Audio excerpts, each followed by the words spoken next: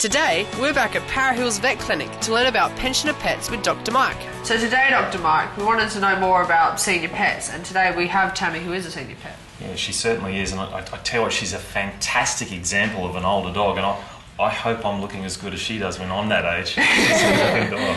So when is a pet a senior pet? You know, it's a fact of life that our pets actually age much faster than we do. So the rule of thumb is that 1 human year is equivalent to 7 dog years. Wow. So that means by the time they're 7 years old, they're kind of close to 50 years old in human life, which definitely means they can get their senior card. Yeah. So they're probably almost pensioners by the time they're 7 years of age. What special care do they need? Yeah, by that stage there are 3 critical things that dogs like Tammy's going to need.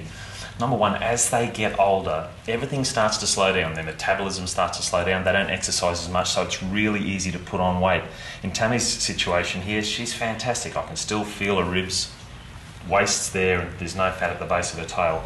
So her owner's doing really well in terms of weight control. That's also going to help with the second issue, which is all about joint management. They just get old and stiff and get arthritis, so we need to look after them in that area. Third thing is they just can't fight off infection like they used to. So they need a really good diet that's going to give them good immune support. They just can't fight off infections like they could when they were young.